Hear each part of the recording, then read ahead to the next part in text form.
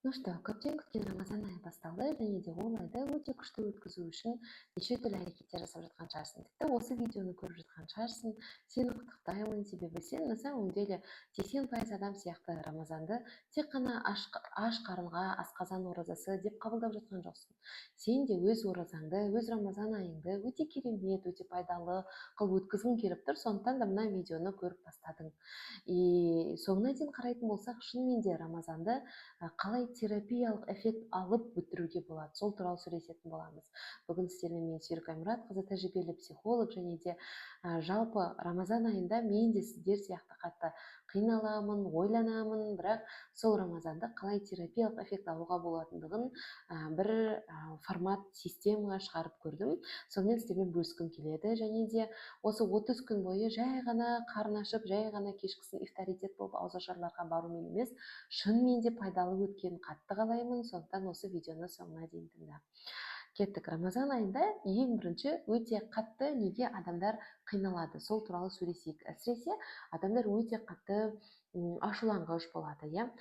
Бірнеше себептерді айтуға болады, но ең маңызды себептердің бірі осы күнге дейін адам ашуды қантпен, яғни тамақпен жапқандықтан осы Рамазан айында не істерін білмей қалады. То есть көбінесе адамдар бір ашу сезімі келген кезде мысалы да не істейтін еді, бір нәрсеге қашып кететін еді. Мысалы шай ішіп алайық, тамақ істеп алайық деген сияқты, тамақ жейін дегендей. Но қазір қашатын жер жоқ. Ораза еще ұстаған кезде мидағы өте көп өзгерістердің арқасында біз әрбір сезімді өте қатты сезінеміз. То есть X10, X5, X2 әркімнің сезімталдығына қарайды. И бұл периодта получается сезімдер до того қатты сезілгендіктен адам қатты бір қиыншылықтан өтеді. Әсіресе Рамазанның алғашқы күндері. Сондықтан бұл видеоны Рамазанның алғашқы күндері салдым. Надеюсь, көріп үлгеріп жатырсың.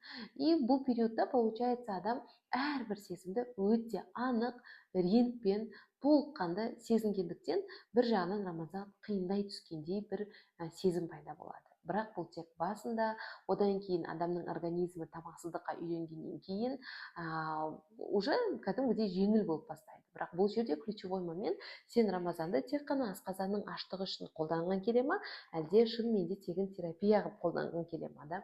Шынымен де Рамазандан терапиялық эффект алуға болады, қыздар. Қалай дейсіздер ғой?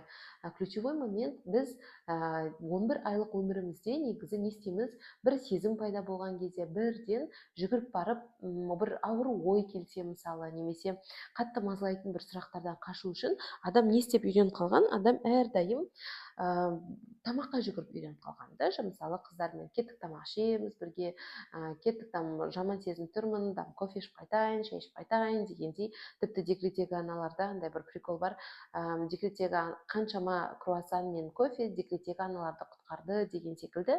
Я не совсем согласна, да, конечно, ол настроениені көтереді, кофе, круассан барлығы, но краткосрочно, да, это краткосрочный дешевый дофамин, ол ұзақ мерзімдіге шыдамайды, және де депрессиядағы адам қанша круассан жесе де, қанша тамақ жесе де депрессияда қалады. Енді қалай біз осы Рамазанды күшті қолдануға болады? Әр сезімді, мысалы қазір сіз каждый раз қарныңыз ашқан кезде бір ашу сезім пайда болуы мүмкін, апатия сезім пайда болуы мүмкін, өмір қызық емес секілді, немесе әлсіздік сезім пайда болуы мүмкін. И ондай сәтте өз-өзіңді тоқтатуың қажет. Стоп, мен қазір қарным ашып тұрған жоқ, жай ғана менің өзімнің бір сезімдеріме кетіп қалып жатырмын, және ол қандай сезімдер деп та.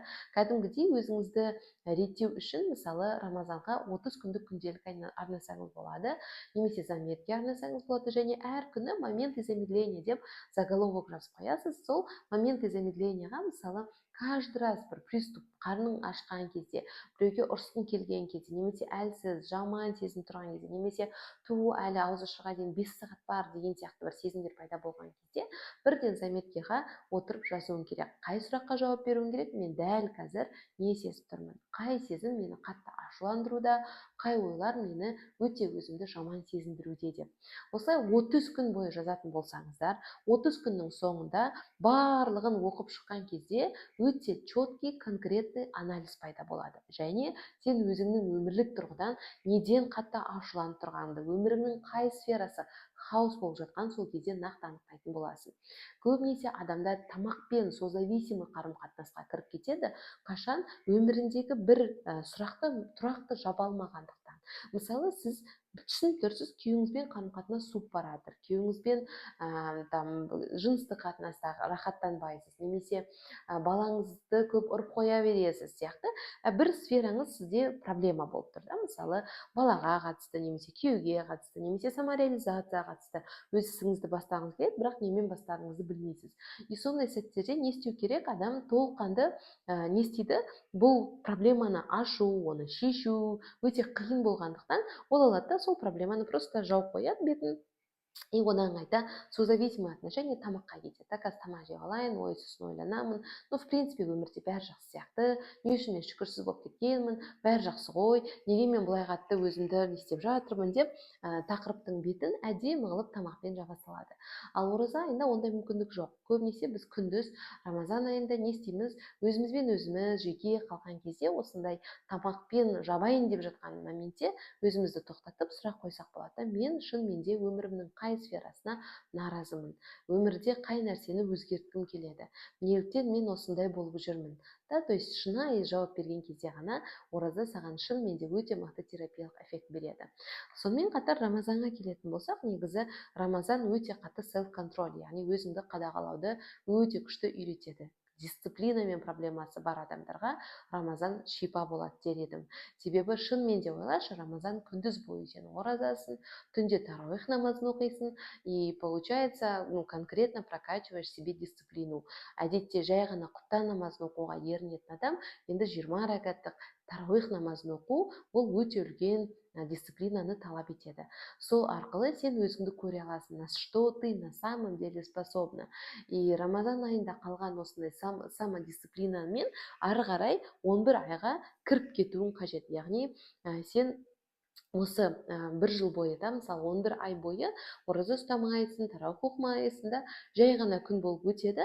Сол 11 айың келесі Рамазанға дейін күшті өту үшін сен қазіргі Рамазанда мықты әдеттер қалыптастыруың қажет, және сол әдеттерді 11 ай бойы өмірге өткізуің қажет. Яғни Рамазан өзімен өзі мүбәрек болып келмейді, оны мүбәрек қылатын сенің ниетің, дайындығың, сенің оны қалауың, күтуің дегендей. И мен мына жақта психолог ретінде саған еще терапиялық эффект беретін методикалармен бөлістім. Пайдалы болды деп үміттенемін. И достарыңа, жақындарыңа бөлсең өте қатты қуанамын. Сен үшін ол жай ғана тегін, мен үшін өте мықты стимуляция. Рамазан айы сен үшін өте күшті өтсін деген үлкен махаббатпен, ниетпен саған осы видеоны жіберіп жатырмын.